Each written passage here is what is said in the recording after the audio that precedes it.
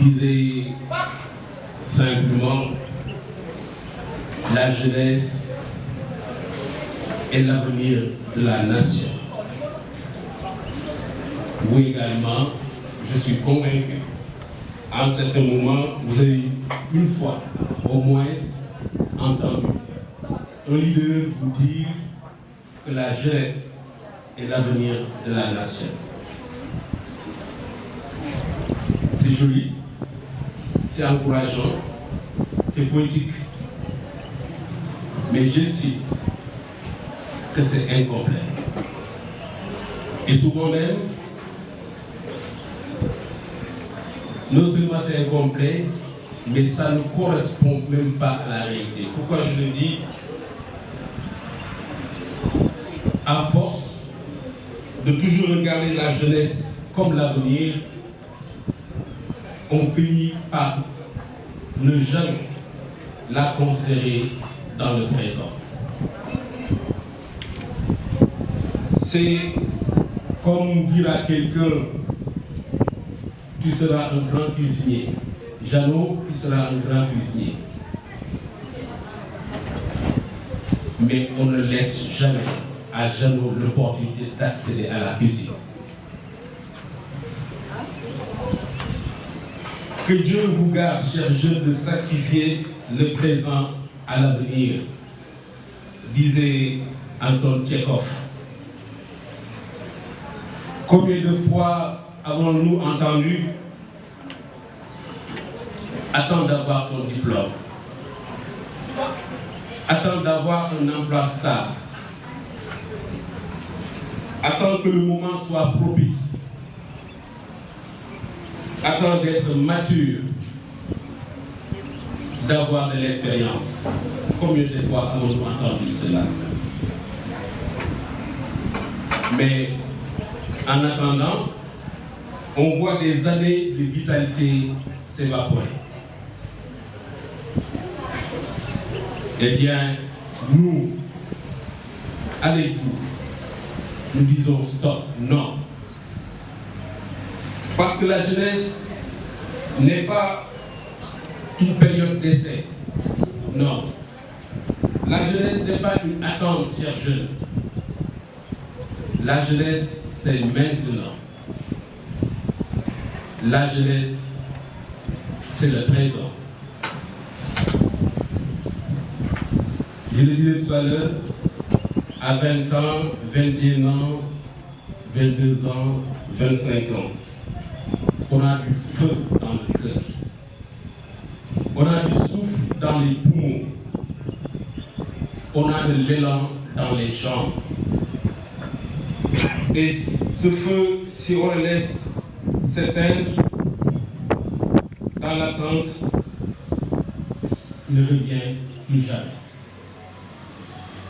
Révérend souvent, il m'a dit de sortir un peu de mon confort, de la maison, du tapis électrique ou du vélo électrique pour marcher.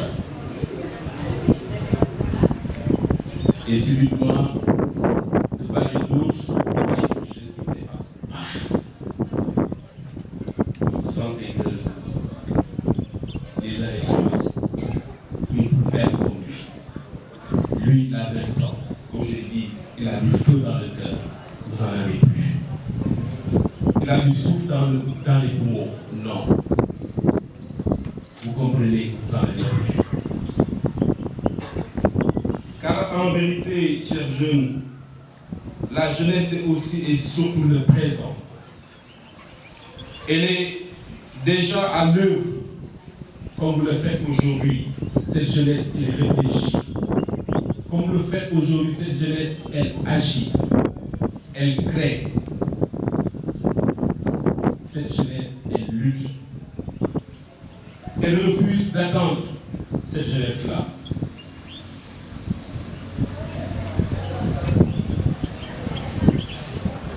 Oui, la jeunesse refuse d'attendre son tour. Vous savez, la jeunesse n'est pas en transit vers demain.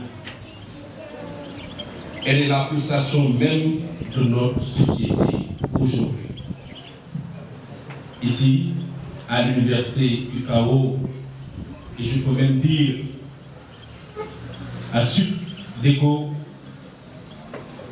nous avons une jeunesse exigeante, une jeunesse lucide, une jeunesse ambitieuse, engagée dans la construction de son avenir, mais aussi dans la transformation immédiate de la société. Tout à l'heure, je vous disais que nous sommes dans un temple du savoir, l'université UCAO, SUPDECO. Mais ces établissements-là sont des incubateurs pour une jeunesse universitaire consciente et responsable. C'est ça l'université. L'université, c'est un incubateur d'engagement pour une jeunesse universitaire consciente et responsable. Soyons un peu honnêtes. L'université, ce n'est pas juste les cours. L'université, ce n'est pas juste les partiels ou du stress. L'université n'est pas une simple salle d'attente vers l'emploi. L'université, UCAO, SUPDECO, est un laboratoire de conscience. C'est un chantier d'idées. C'est une passion d'engagement. C'est aussi un lieu d'éveil, d'engagement et de découverte de soi. Vous, étudiants de l'UCAO, vous, étudiants de SUPDECO, vous avez une responsabilité immense. Immense.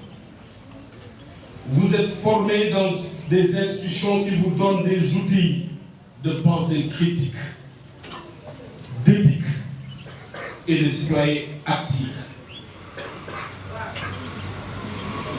C'est Nelson Mandela qui disait « L'éducation est l'arme la plus puissante qu'on puisse utiliser pour changer le monde. » L'éducation est l'arme la plus puissante qu'on puisse utiliser pour changer le monde, disait Nelson Mandela. Alors, oui, parfois, comme les autres étudiants, on galère avec le wifi. Parfois, les partiels tombent pour la pluie à caisse. Mais derrière tout ça, vous êtes les cerveaux de demain et vous êtes les bras d'aujourd'hui. Un étudiant disait à Dieu, Seigneur, donne-moi la patience. Et Dieu répond, ok, mais après les examens. C'est juste pour vous dire que Dieu aussi croit en votre capacité à endurer et à construire dès maintenant. À l'UCAO, je l'ai dit tout à l'heure, mais également à SUPDECO, on voit des jeunes qui réfléchissent.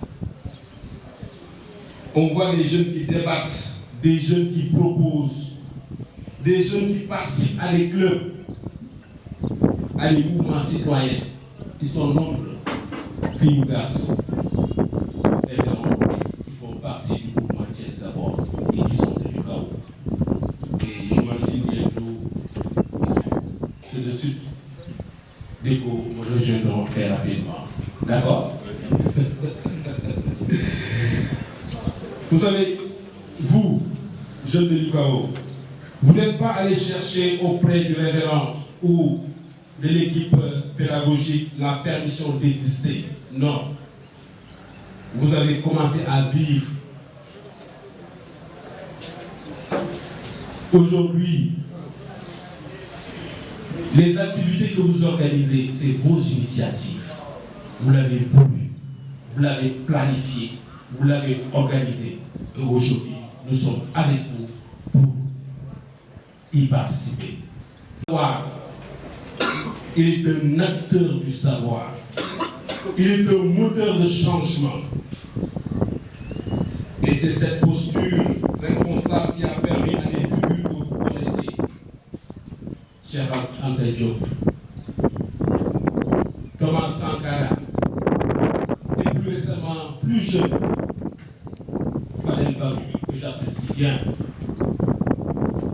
Eux, ils ont commencé par être des étudiants, puis ils sont devenus des boussoles de toute une génération. Donc vous avez des modèles. Eux, Cheikh Anta Diop, Thomas Sankara, Fadel Barro, que j'ai cité, ils sont passés du campus à la société. Du campus à la société. Et vous avez des exemples qui parlent. Vous avez fait l'histoire. Vous avez dû entendre parler du soulèvement étudiantin de 1968 en France. En France, en 1968, ce sont des jeunes étudiants qui ont paralysé le pays, qui ont exigé des réformes sociales et universitaires profondes, qui ont provoqué des débats sur l'autorité, la liberté, la société. Ils ont fait trembler un régime police très fort. Et le slogan de 68, c'était quoi? Soyez réalistes, demandez l'impossible. Ces jeunes ne sont pas contentés de rêver. Ils ont imposé un nouveau regard sur le monde. Tout à l'heure, je parlais de Fadel Barro. Oui, on a des exemples. Yanamar, que vous connaissez bien, 2011. Ce mouvement a été créé par des rappeurs étudiants. Vous connaissez tous Fou Malade. Et ces jeunes ont créé ce mouvement dans un contexte de ras-le-bol citoyen. En quelques mois, ces jeunes ont mobilisé des milliers de Sénégalais pour dire non. Vous vous rappelez à quoi? Au troisième mandat présidentiel. Oui, ils étaient là, deux jeunes étudiants. Ils ont organisé des veillées citoyennes. Ils ont organisé des concerts pédagogiques, des tournées de sensibilisation dans les quartiers. Et le résultat, nous le connaissons tous. Il n'y a pas eu de troisième mandat. Et ça, c'est la jeunesse. C'est grâce à cette jeunesse engagée que la démocratie sénégalaise a tenu bon.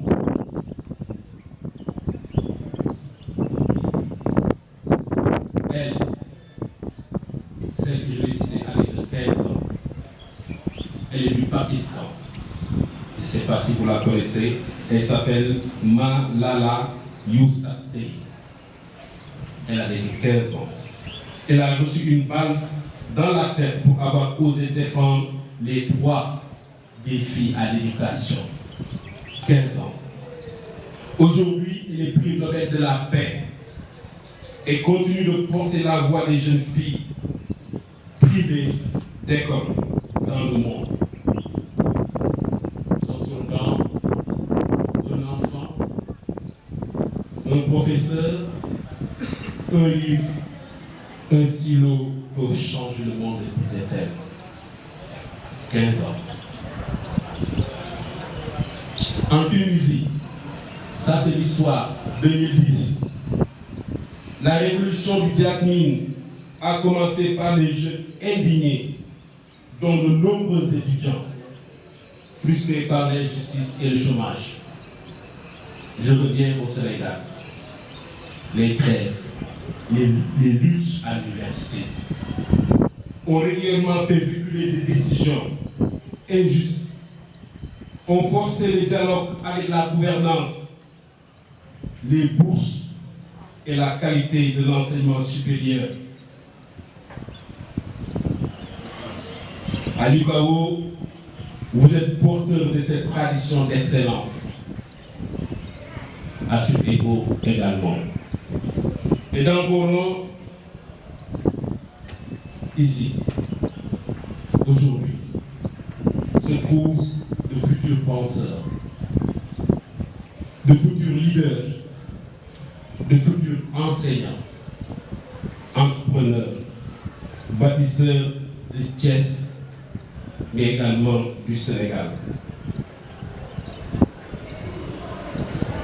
Vous savez, il ne s'agit plus de rêver passivement d'un avenir meilleur. Il s'agit de le construire dès maintenant. Que ce soit à travers des projets associatifs dans les quartiers, que ce soit des recherches universitaires sur le développement durable, la gouvernance ou la justice sociale, des campagnes de sensibilisation, de leadership féminin ou de digitalisation des services publics. Chers jeunes, on ne naît pas citoyen, on le devient. Et les étudiants que vous êtes en première ligne de cette citoyenneté active. Ne demandez pas à votre pays ce que votre pays peut faire pour vous. Demandez ce que vous pouvez faire pour votre pays, disait Kennedy aux jeunes de son époque. La jeunesse ne demande pas de faveur et exige référence des droits. Droit à l'éducation, droit à l'emploi décent, droit à la liberté d'expression et la participation aux décisions. Elle est créatrice de solutions, non simple bénéficiaire d'aide. La jeunesse est capable de solidarité, d'audace, de dépassement. La jeunesse, c'est une puissance, du carburant.